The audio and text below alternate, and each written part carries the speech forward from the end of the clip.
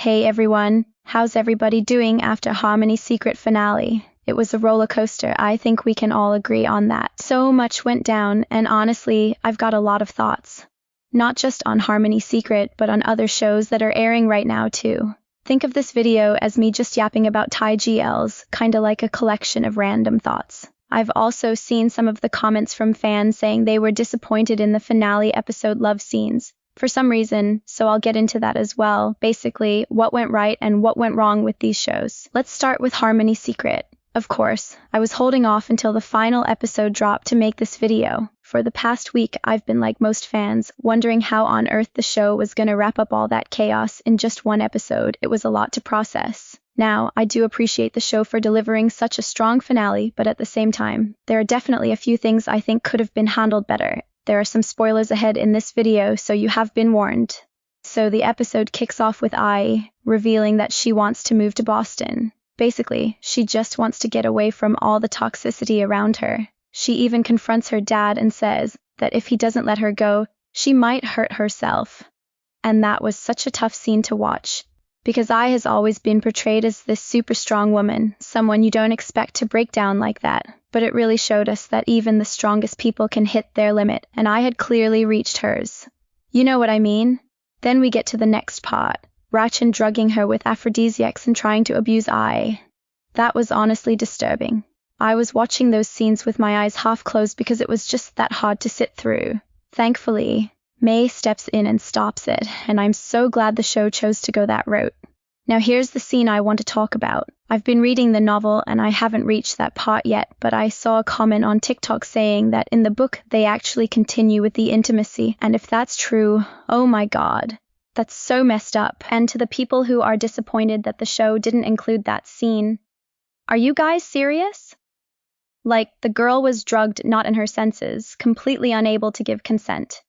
That's not romance. That's not spicy. That's just wrong.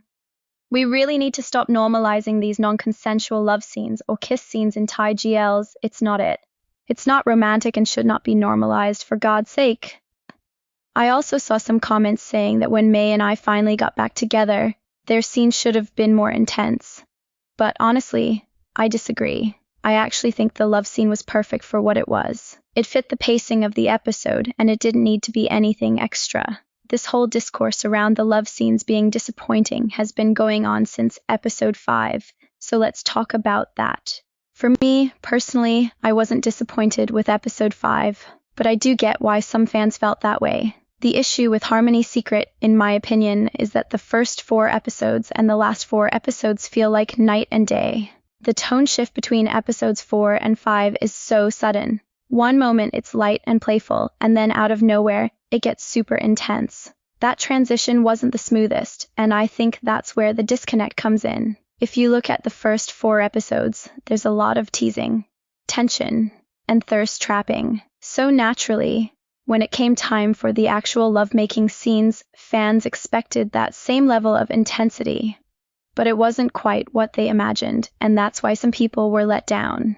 But for me, personally, I wasn't disappointed. I think the love scenes were beautifully done.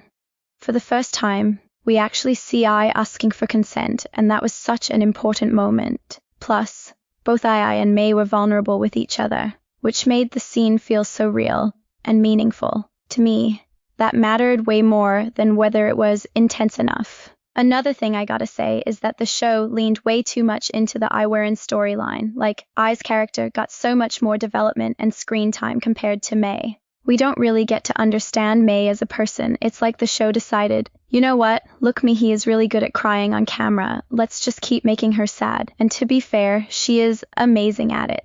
This woman acts with her eyes, and not many actresses can pull that off. But at the same time, they turned her into this permanently sad character for like 4 weeks straight.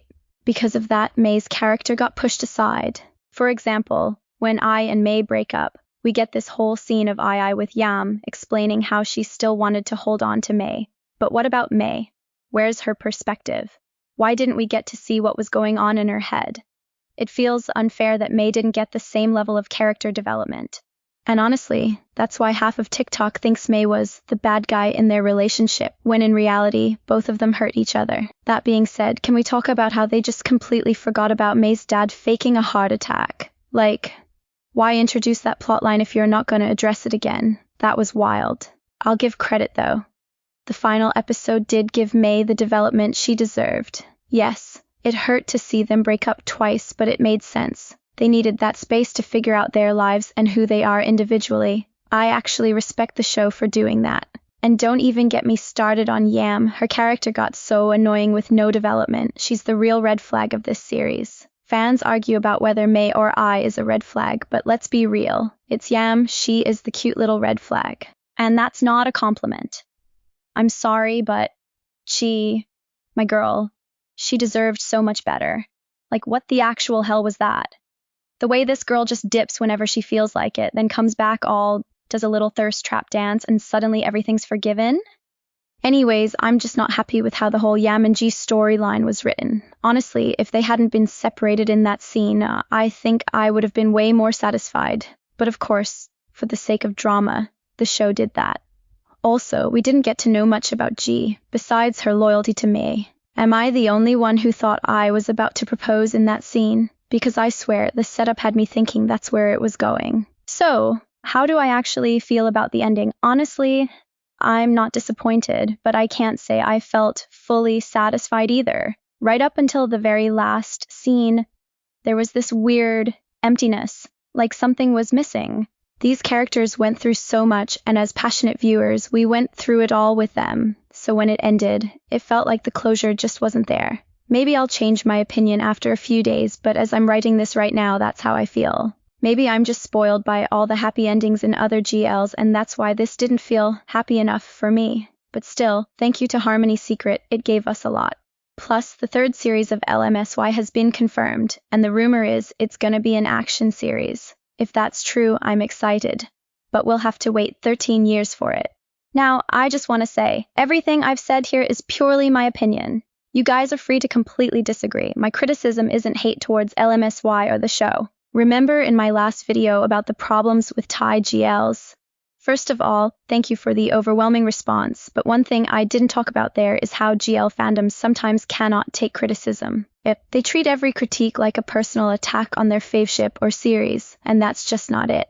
Thai GLs are mainstream now, and with that comes criticism. As long as it's not disrespectful, I think we should actually appreciate thoughtful criticism. Speaking of which, the next show I want to touch on is Only You, and honestly, I don't have much to say because I dropped it at episode 5. It just wasn't hooking me. I couldn't connect with it the way I did with Secret of Us. I love LingOrm and I really wanted to support the girls, so I gave it 5 weeks. But the plot just wasn't engaging. It didn't have that I can't wait for next week energy. It was boring, and I know I'm not the only one who feels this way. I saw fans defending the show saying stuff like, "Oh, it's original, not a novel adaptation," or "It's PG-13, not 18 plus." But let's be real, that's not the issue. The disappointment isn't that it's PG-13. The disappointment is that it's just not interesting enough. I get that it's supposed to be a slow burn, which is why I even checked out the latest episode this Friday, hoping my opinion might change. But nope, it didn't. I felt like I could have skipped 2 episodes and nothing would have changed. The story's just stuck, and it doesn't feel like an upgrade from the previous show, which it should have been. LingOrm fans, please don't come for me. I love them, and I think they deserved a way better storyline. They've got the talent to pull off something more challenging and exciting, but unfortunately, it feels wasted here. And this year, the competition in GL mainstream is on another level. So it's only fair to expect stronger storylines. If Only You had come out back in 2022, I probably would have enjoyed it more. Another show I've been watching that honestly surprised me with its potential is Queendom. You know that feeling when you start a show with super low expectations and then it actually turns out to be really good? Best feeling in the world. That's exactly how I feel about Queendom, and the crazy part is, it's so underrated. And wow, the first 2 episodes hooked me like a fish. I was smiling, laughing, giggling, kicking my feet, all of it. I'm obsessed. The pacing is great, and there are so many little things the show gets right. Like, when I first heard the plot body switching, I was like, okay, This could get really weird. I mean, if they kiss, technically, aren't they kissing themselves? How do you even make that work without it feeling awkward? But the show actually pulled it off so well. They got us invested in the story, the characters, and the slow burn progression from enemies to friends to now slowly moving toward lovers. It doesn't feel weird at all because the body itself almost stops mattering and the emotions take center stage. Also, I have to admit, I've got second lead syndrome with this one. I love both the managers and I love how the show is giving us that emotionally unavailable, non-committing lesbian trope in a Thai GL. Like, thank you finally. I'm honestly excited to see how they're going to keep building this body-switching plot, cause I've been burned before. Reverse with Me, for example, started off promising, but then, yeah, not great. Pacing was messy, especially with only 8 episodes. The early parts dragged, the ending was rushed, and compared to the novel, they cut too much emotional depth. Fans who love the original felt let down, and adapting fictional novels into shows is always tricky. You gotta balance details with screen execution. So yeah, that's where I'm at with Queendom. What do you guys think? Are you watching it? As for another fan favorite, Roller Coaster, listen, I've got so much to say about this show I could honestly make a whole separate video on it. It manages to surprise me every single week, and I'm gagged every time. And you know why I'm gagged. One thing I really appreciate is the female influence behind the show. The fact that they had a majority women team, you can see the difference. The female gaze is all over the storytelling and the way everything is shot. Like, from the start we knew this was going to be a spicy show, but knowing they had women behind the scenes makes it clear they actually prioritize the comfort of their actresses. We honestly need more women's involvement in GLs, especially after the whole mess with the whale store director, so yeah. Roller Coaster is honestly such a refreshing show in so many ways, like, we're not stuck with the classic GL tropes of they met in childhood, or the whole ex-girlfriend drama that Poorly Denied Love handled so badly. This is where Roller Coaster really steps up. It actually fills that void Denied Love left behind. I haven't read the novel, so I honestly have no clue what's coming next. I'm definitely Team Love Pure. They feel like the real endgame, but at the same time, I just really want Air to get her happy ending too. She deserves it. So yeah, that's all I've got to yap about the shows I'm actively watching right now.